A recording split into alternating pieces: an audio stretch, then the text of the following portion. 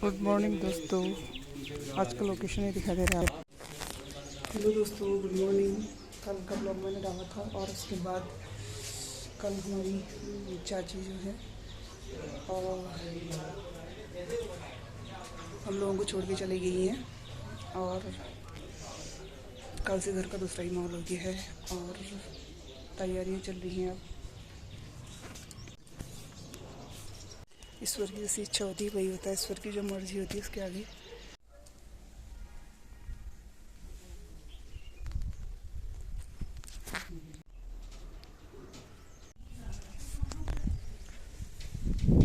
Hello friends, कल हमारी चाची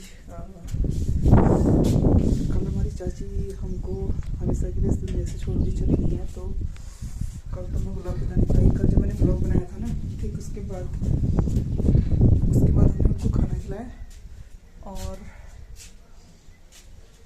दवाई खिलाई, आँखों में दवाई भी डाली और सब कुछ किया।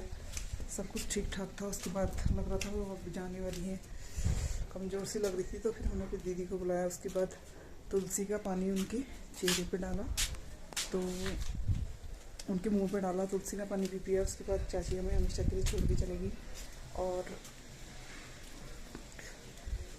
फिर कल मैं वीडियो भी नहीं बना सकी क्योंकि उस कंडीशन में क्या वीडियो बनाई जाती, क्योंकि हज़ारों काम करने होते हैं उस वक्त भी, अंतिम समय में। तो आज मैं वीडियो बना रही हूँ।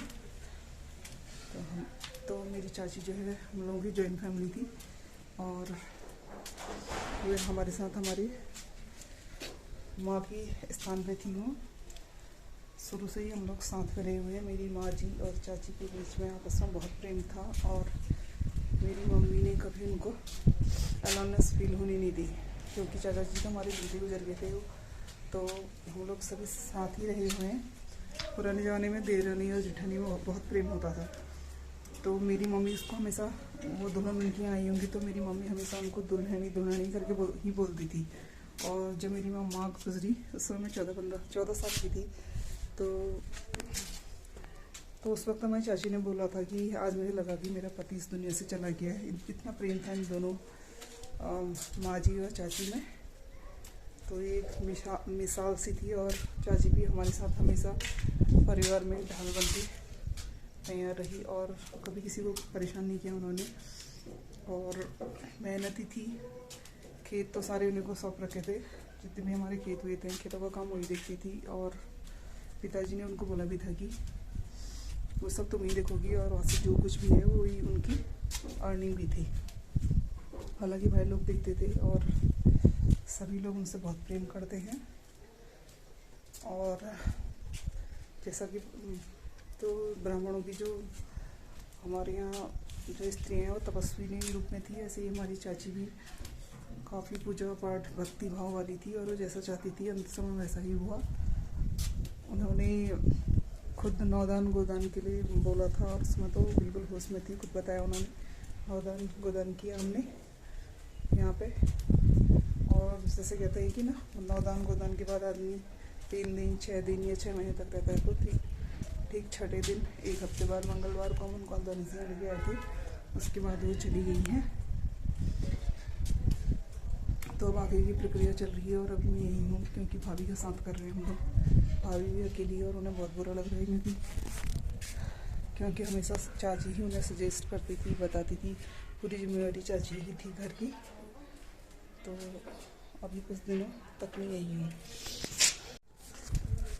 साथ में मेरी कज़न, चाची की बेटी, चाची की बेटी तो ये बार बार के लिए शब्द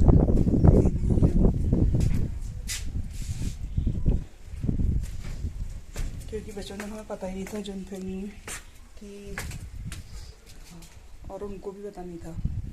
काफ़ी बड़ी मेंटल चीज़ हमारे घर में संभाल था ही नहीं। तो आज पहला दिन था। आज से भैया ने कोना शुरू किया है और सुबह हम लोग जल्दी लेके आए। बने रही वीडियो में, देखते रहिए। जैसी सुंदर प्रकृति, जैसी सुंदरता यहाँ चारों तरफ छाई हुई है, ऐसे ही यहाँ पर लोगों की मन भी है और सभी लोग बहुत अच्छे हैं।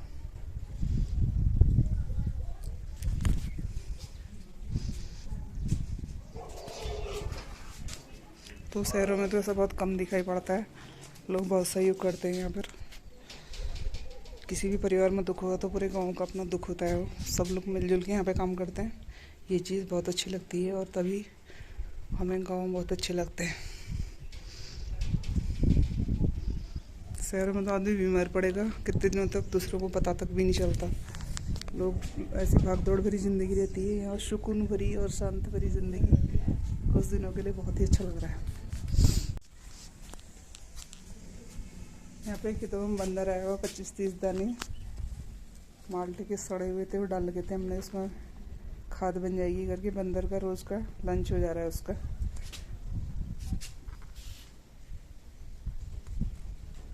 चलो बंदरों को भी खाने दो, शहरों में तो बंदरों को कुछ भी नहीं मिलता खाने को।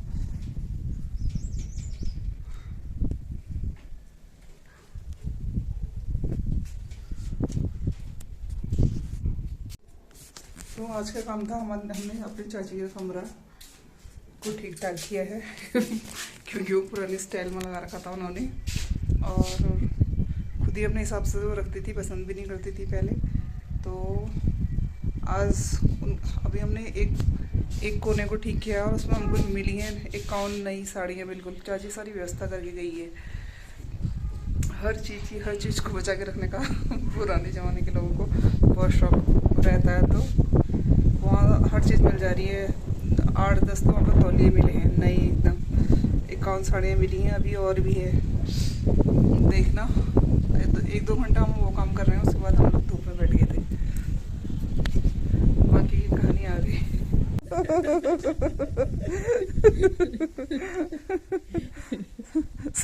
जैसा परिवार जाके का हरियाणा था उसका।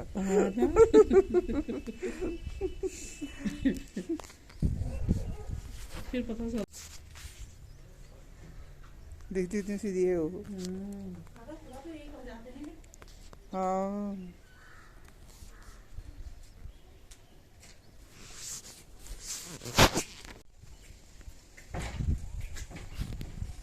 हवा नहीं चल रही, अंदर से सो जाते। तो दोस्तों इसमें 4 बजे हैं और ठंड बढ़ गई है, हवाएं चल रही हैं ठंडी और ऐसा मौसम हो गया है। मैं आई हुई यहाँ छत में कपड़े उठाने और हवा से कपड़े उठते हैं। हाँ पैर है नहीं टोपी तो पैर पे रहनी। अच्छा दोस्तों शाम का टाइम हो गया है, इस समय घूमने के लिए जा रहे हैं और बहुत हवा चल रही है, इसलिए टोपी पहन ली है। तो दोस्तों ये रहा धनिया मार्केट और ये है रोड से ऊपर मेरे पिताजी की ज़मीन।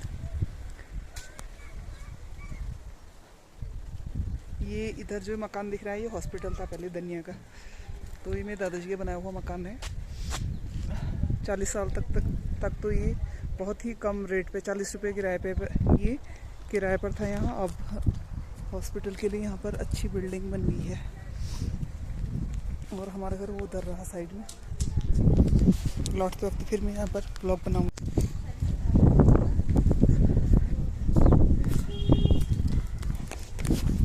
तो इस समय हम घूमने जा रहे हैं, सीधी रोड है हमारे घर से आगे निकलती है। ये रहा ऊपर प्राइमरी स्कूल है और उसके ऊपर जो बिल्डिंग दिख रही है इंटर कॉलेज की बिल्डिंग है।